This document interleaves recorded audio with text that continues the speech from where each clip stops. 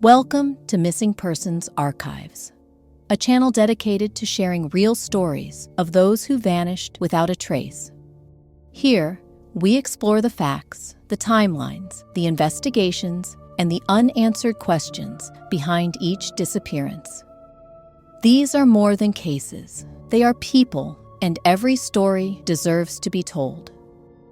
Subscribe and join us as we shine a light on the missing. The wilderness calls to us.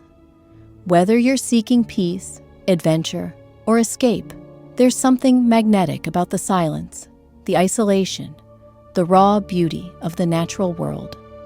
But what happens when that call never ends? Today on Missing Persons Archives, we explore chilling stories of people who vanished into thin air while surrounded by nature, without warning, without a trace, and in many cases, without explanation. These are not just tales of people getting lost. These are stories that defy logic. These are the ones that make you ask, what else is out there? Prabhdeep Srawn, Kosciuszko National Park, Australia, 2013. It was a crisp, clear day in May 2013 when Prabhdeep Srawn, a 25-year-old Canadian military reservist and law student, arrived at Charlotte Pass Village in Kosciuszko National Park, Australia. He was physically fit, well-trained, and no stranger to the outdoors. He parked his juicy camper van, grabbed his jacket, and set off on the main range walk, a popular hiking trail. That was the last time anyone saw him. Days later, a park ranger noticed the camper van hadn't moved. Inside, Prabhdeep's laptop was untouched. The doors were unlocked. Search crews mobilized instantly. Dogs, drones, infrared sensors, helicopters, and dozens of professionals scoured the area. Not one single clue was found. No backpack, no clothing, not even trash. For weeks, they searched. For months, questions lingered. A park guide said, "We didn't find a scrap of anything. That doesn't add up." Even stranger, rangers reported hearing a man's voice calling out, "Hello!" in the woods, but they could never determine where it came from or who it was. There were roaming cell phone pings days after he vanished. But were they real or just data anomalies? To this day, not a single piece of Prabhdeep has been found. Some speculate he staged his own disappearance. Others believe he was kidnapped. And some wonder, was it something else entirely? Elizabeth O'Prey, Blue Mountains, Australia, 2016. Elizabeth O'Prey was 77 years old when she went missing in the Blue Mountains, just west of Sydney. She was familiar with the trail. She had walked it countless times before. But one March day in 2016, she didn't return home. When authorities called her cell phone, something chilling happened. She answered. Elizabeth sounded healthy, if slightly confused. She said she didn't know where she was. Then, the line went dead. Search teams combed the area. Tracker dogs were brought in. Nothing. Then came the voices. Locals reported hearing a woman crying for help in the night. When police responded, they heard it too, but they couldn't locate the source.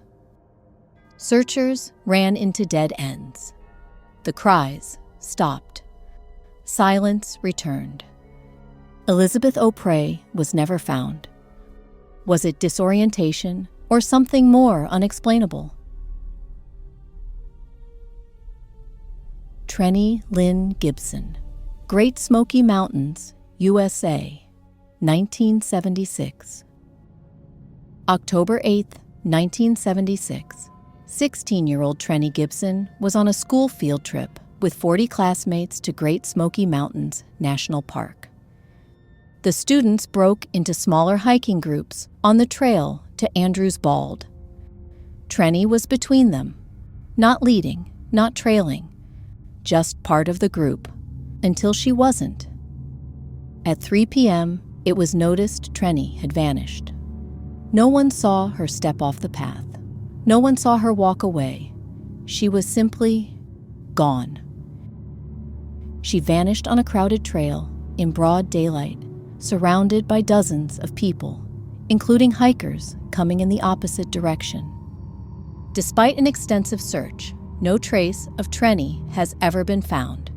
Her disappearance remains one of the most baffling in national park history. Cullen Finnerty, Baldwin River, Michigan, 2013. Cullen Finnerty was a star college quarterback, strong, athletic, respected. On Memorial Day weekend, 2013, he was fishing alone in Michigan's Baldwin River. He called his wife. He was out of breath, frantic. He said he was being followed. Then, he told her something strange. "I'm taking off my clothes." Then, silence. His body was found days later, just a mile from his boat, fully clothed, near a well-traveled road. There were no injuries, no alcohol, no drugs. Autopsies pointed to possible chronic traumatic encephalopathy, a brain condition common in athletes with repeated concussions, and suggested confusion or paranoia may have played a role. Still, the inconsistencies linger. Why did Cullen sound like he was running? Why did his phone pings show him moving rapidly, closer to the road? Why wasn't he seen by anyone? The thin air theory. What connects these disappearances? The wilderness, the unknown, the vanishing.